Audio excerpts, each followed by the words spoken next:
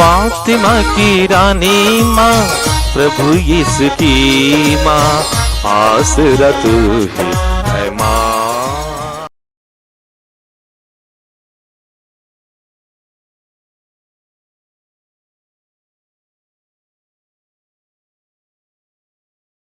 पहला पाठ नबी एजेकियल का ग्रंथ, अध्याय 37, पद संख्याएं 12 से 14। मैं तुम्हें अपना आत्मा प्रदान करूंगा और तुम में जीवन आ जाएगा। प्रभु यह कहता है, मैं तुम्हारी कब्रों को खोल दूंगा। हे मेरी प्रजा, मैं तुम लोगों को कब्रों से निकाल कर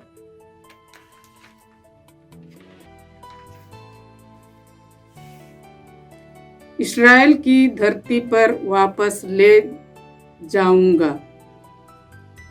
हे मेरी प्रजा, जब मैं तुम्हारी कब्रों को खोलकर तुम लोगों को उनमें से निकालूंगा, तो तुम जान जाओगे कि मैं ही प्रभु हूँ। मैं तुम्हें अपना आत्मा प्रदान करूंगा और तुम में जीवन आ जाएगा। मैं तुम्हें तुम्हारी अपनी धरती पर बसाऊंगा और तुम लोग जान जाओगे कि मैंने जो प्रभु हूँ यह कहा और पूरा भी किया है। यह प्रभु की वाणी है। ईश्वर को धन्यवाद।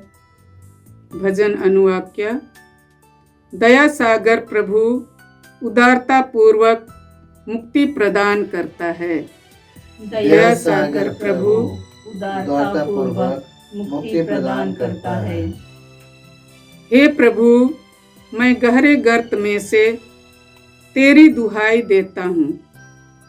हे प्रभु, तू मेरी पुकार सुनकर और मेरी विनती पर ध्यान देने की कृपा कर। अनुवाक्य। दया सागर प्रभु उदारता पूर्वक मुक्ति प्रदान करता है। दया सागर प्रभु उदारता पूर्वक मुक्ति प्रदान करता है।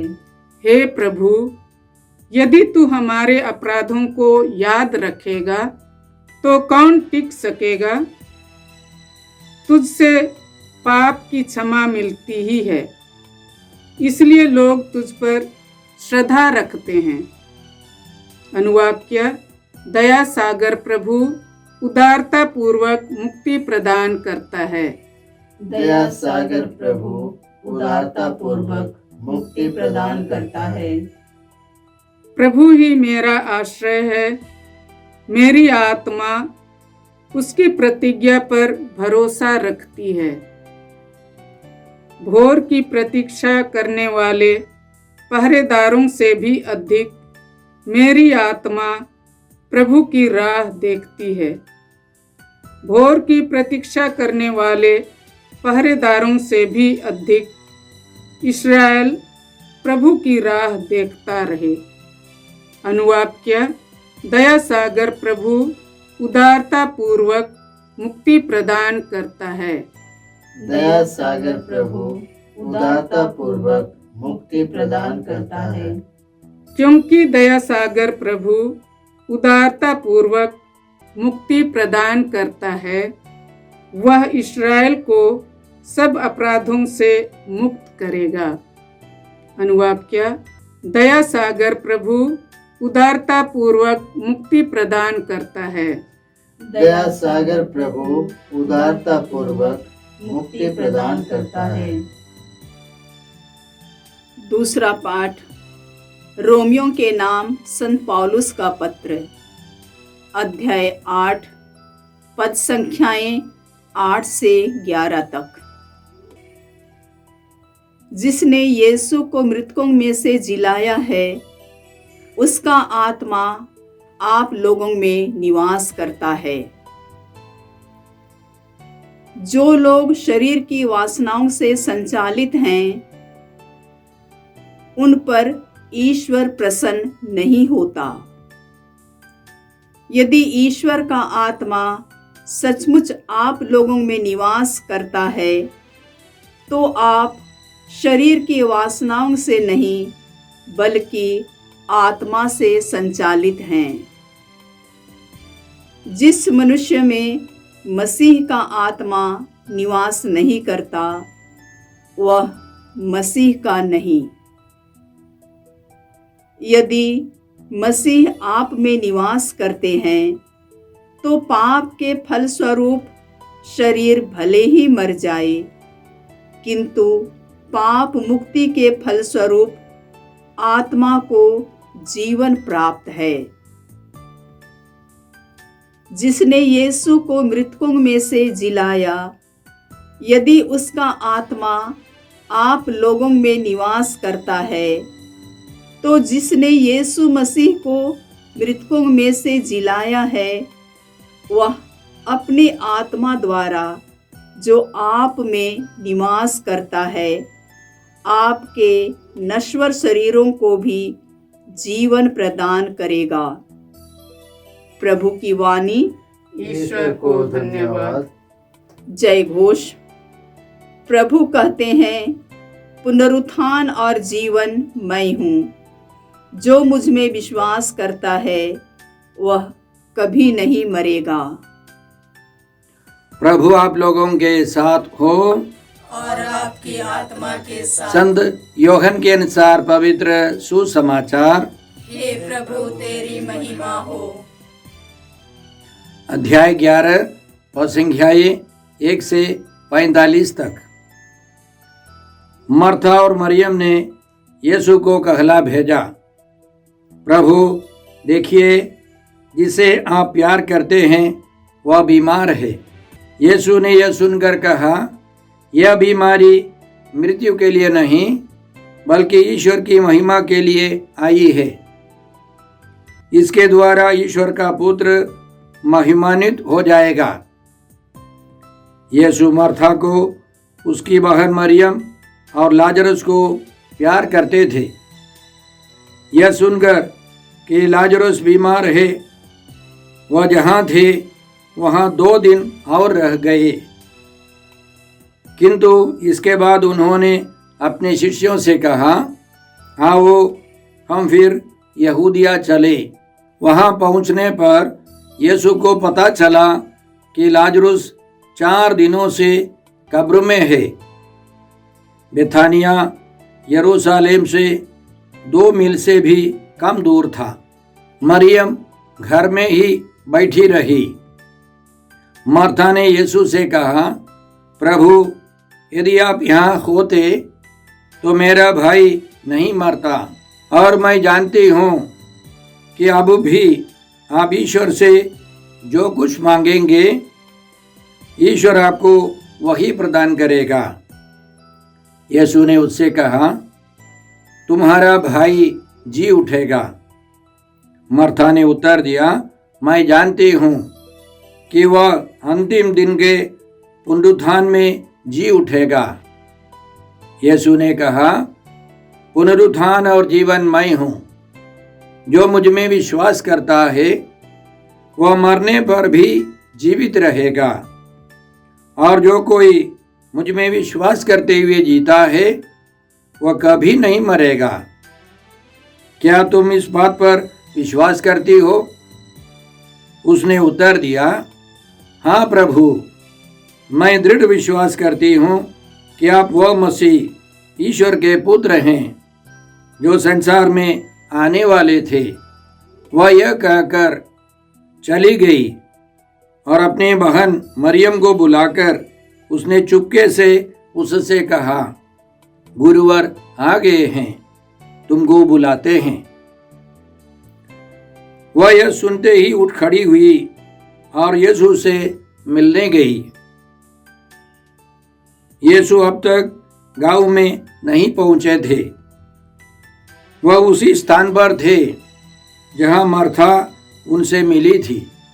मरियम उस जगह पहुंची जहां यीशु थे। उन्हें देखते ही वह उनके चरणों पर गिर पड़ी और बोली, प्रभु, यदि आप यहाँ होते तो मेरा भाई नहीं मरता। उसे और उसके साथ आए हुए यहूदियों को रोते देखकर यीशु बहुत ही व्याकुल हो उठे और आग भरकर बोले, तुम लोगों ने उसे कहाँ रखा है? उन्होंने कहा, प्रभु, आइए और देखिए। यीशु रो पड़े। इस पर यहूदियों ने कहा, देखो, यह उसे कितना प्यार करते थे। किंतु कुछ लोगों ने कहा, इन्होंने तो अंधों को आंखें दी हैं, क्या यह उसको मृत्यु से नहीं बचा सकते थे? कब्र के पास पहुंचकर यीशु फिर बहुत व्याकुल हो उठे। वह कब्र एक गुफा थी जिसके मुंह पर एक बड़ा पत्थर रखा हुआ था। यीशु ने कहा, पत्थर हटा दो।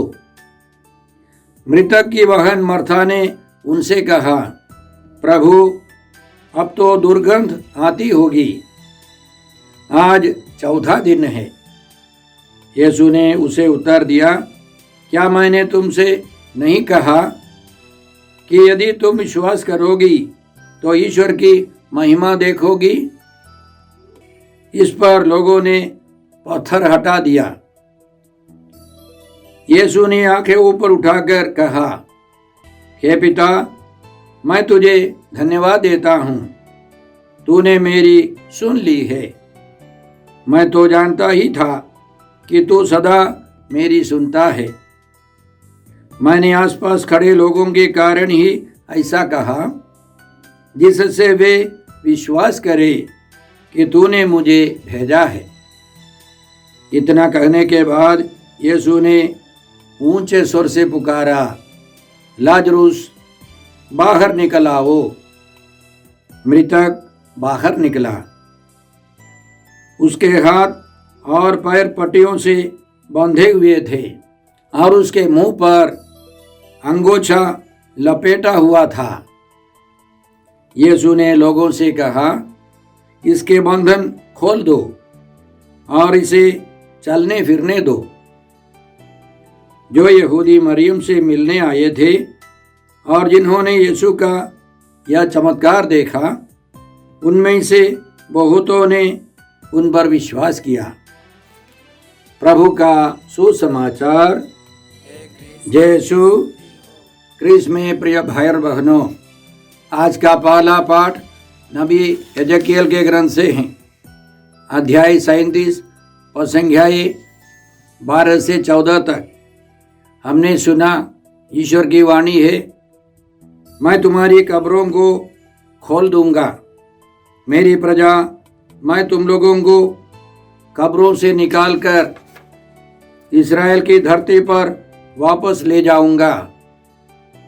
हे मेरी प्रजा, मैं तुम्हारी कब्रों को खोलकर तुम लोगों को उनमें से निकालूंगा, तो तुम जान जाओगे कि मैं ही प्रभु हूँ। तो ईश्वर ने वादा किया कि जो कब्रों में रहने वाले सबों को निकालकर अपनी धरती पर ले जाऊंगा। यह ईश्वर का महत्वपूर्ण एक कार्यक्रम होगा। आगे ईश्वर का कहना है, मैं तुम्हें अपना आत्मा प्रदान करूंगा और तुम में जीवन आ जाएगा। मैं तुम्हें तुम्हारी अपनी धरती पर बसाऊंगा और तुम लोग जान जाओगे कि मैंने जो प्रभु हूँ यह कहा और पूरा भी किया है। यह प्रभु का कहना है। तो पुराने स्थान में ईश्वर ने वादा किया है कि हम सबों को एक नया जीवन मिलेगा। हम जानते हैं, उत्पत्ति ग्रंथ में हम पढ़ते हैं, ईश्वर ने मिट्टी का पुतला बनाकर उस पर अपनी प्राण वायु फूंक दी। मनुष्य एक सजीव सत्व बन गया। लेकिन अब ईश्वर बोलता है, मैं तुम लोगों में अपना आत्मा रख दूंगा और तुम में जीवन आ जाएगा। तुम्हारी कब्रें खुल जाएंगी, मृत्यु से जीवन की ओर ले जाने वाला ईश्वर है। ईश्वर धीरे धीरे हम लोगों को तैयार कर रहा है। हमको ईश्वर की संतान बनना है। हमको ईश्वर के पुत्र और पुत्री के रूप में जीवन बिताना है। इसके लिए प्रभु ने अपने पुत्र यीशु को भेजा है। यह सब यीशु ने पूरा किया है। यीशु के द्वारा हमको पवित्र आत्मा मिला है। पुनर्जीवित यीशु ने अपनी आत्मा को भेजा है। पेंतकुस्त पर्व के अवसर पर सारी धरती पर सब मनुष्यों पर पवित्र आत्मा उतरा। लेकिन माता मरियम और उनके साथ प्रार्थना करने वाले 120 शिष्यों ने अनुभव किया वो आत्मा आग के रूप में, आंधी के रूप में, आवाज के साथ, भूकंप के रूप में उन सबों पर उतर रहा है। बाकी लोगों ने यह अनुभव नहीं किया। हमको भी यह अनुभव होना है, तभी हम बदल जाएंगे।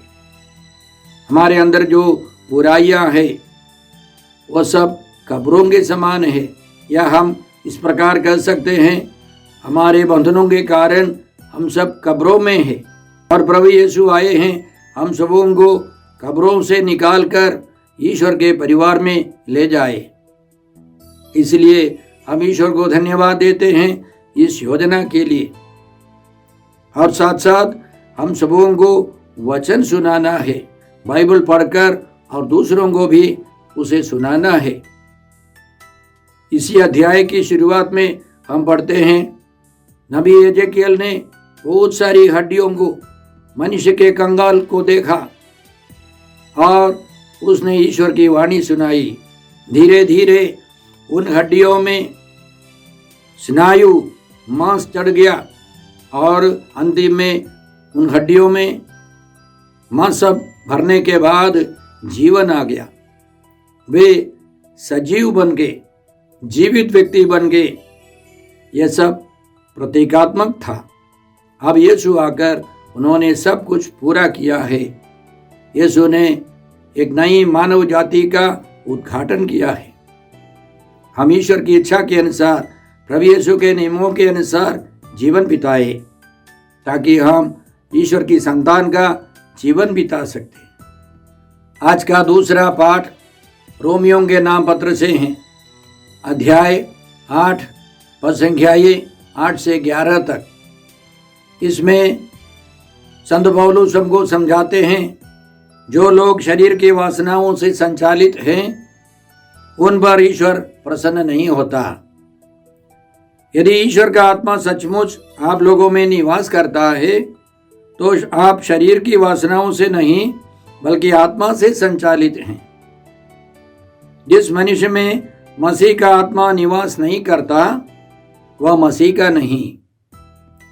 तो ईश्वर चाहता है कि हम यीशु मसीह के आत्मा से भरकर उनसे संचालित जीवन बिताए। हम उनसे दूर नहीं। शरीर की बुरी वासनाओं के अनुसार यदि हम जीवन बिताते हैं तो ईश्वर उससे प्रसन्न नहीं है, क्योंकि ईश्वर की योजना है सभी मनुष्य पवित्र आत्मा से भरकर जीवन बिताए। आगे महत्वपूर्ण बात संत पौलुस लिखते हैं, जिसने यीशु को मृतकों में से जिलाया, यदि उसका आत्मा आप लोगों में निवास करता है तो जिसने यीशु मसीह को मृतकों में से जिलाया वो अपने आत्मा द्वारा जो आप में निवास करता है आपके नश्वर शरीरों को भी जीवन प्रदान करेगा। हमारे अंदर निवास करने वाले पवित्र आत्मा के कारण हमारे शरीर में भी परिवर्तन हो सकता है। हमारा शरीर बदल जाएगा। बहुत सारी बुराइयों से हम दूर हो जाते हैं, अच्छाई की ओर हम लोग अभिमुख हो जाते हैं। ऐसे व्यक्तियों के शरीर में नई शक्ति आती है, नई ऊर्जा, नई ताकत चली आती है। बहुत सारे मिशनरी लोग दूर दूर देशों में कठिन यात्रा करते पहुंच जाते थे। रास्ते पर कई लोग मर जाते, समुद्री यात्रा में विशेषकर, लेकिन अनेक मिशनरी लोग तंदुरुस्त रहते हैं। इसके अलावा जब हम लोग वचन की घोषणा करते हैं, कई लोगों के शरीर में परिवर्तन आता है, रोगी चंगे हो जाते हैं, और जो शरीर की बुरी वासनाओं से संचालित है, उन बुरी वासनाओं से वे बाहर आ जाते हैं, वे पवित्र जीवन बिताने के लिए शक्ति पाते हैं। कई लोग साक्ष्य देते हैं, मैं दारू का शिकार था या सिगरेट बीड़ी का शिकार था, अब प्रभु की कृपा से मैंने यह सब छोड़ दिया है। यह शक्ति शरीर में पवित्र आत्मा देता है। हम पवित्र आत्मा को धन्यवाद देकर कामना करते हैं, प्रार्थना करते हैं कि हमारे नश्वर शरीरों को भी ईश्वरीय जीवन से संचालित कर दे, नया जीवन हम लोग को मिलता रहे। आज का सुसमाचार संत यूहन्ना के सुसमाचार अध्याय 11 से है। इसके पहले कई घटनाओं में यीशु लोगों से लंबी लंबी बातें करते हैं, बहुत गहरी बातें करते हैं। अब यीशु की प्रेरिताई की समाप्ति आ रही है, तो यीशु ने सबसे महान एक रहस्य प्रकट किया है। यीशु बोले, पुनरुत्थान और जीवन मैं हूं, जो मुझ में विश्वास करता है वह मरने पर भी जीवित रहेगा, और जो मुझ में विश्वास करते हुए जीता है वह कभी नहीं मरेगा। यीशु हम सबों को अनंत जीवन देने के लिए आए हैं, इसलिए यीशु ने यह चमत्कार दिखाया। लाजरुस मरने के बाद 4 दिन के बाद प्रभु यीशु ने उस लाश में जीवन फूंक दिया। यीशु की वाणी सुनकर मृतक में नया जीवन आ गया, उसके शरीर में नई शक्ति आ गई, वह खड़ा हो गया, वह जीवित रह गया। प्रभु यीशु हमको सिखाते हैं जीवन पर प्रभु का अधिकार है। मृत्यु और जीवन का मालिक यीशु है। तो आज के सारे पाठों को हम गौर से देखेंगे, उन पर मनन करेंगे, तो हम लोग यह समझते हैं प्रभु यीशु सबसे महान कार्य करने आए हैं। हम सबों में नया जीवन देने के लिए, अनंत जीवन देने के लिए यीशु आए। इसलिए यीशु ने इसके पहले के अध्याय में बताया, मैं इसलिए आया हूं कि वे जीवन प्राप्त करे, बल्कि परिपूर्ण जीवन प्राप्त करे। हम लोग उस लाजरस के समान होंगे, कब्र में होंगे, सड़ी गली लाश के समान होंगे, लेकिन जहाँ प्रभु यीशु आते हैं, उनका वचन निकलता है, वहाँ नया जीवन आता है, लोगों में परिवर्तन आता है। हम प्रभु को धन्यवाद देकर प्रार्थना करते हैं कि हम सब पुनर्जीवित यीशु से योग्य रीति से मिले। हम लोग पाप स्वीकार करके पास्का पर्व में योग्य रीति से भाग ले और पुनर्जीवित यीशु के द्वारा पवित्र आत्मा पाए, पवित्र आत्मा से संचालित जीवन बिताए। इसके लिए हम लोग कृपा मांगते हैं।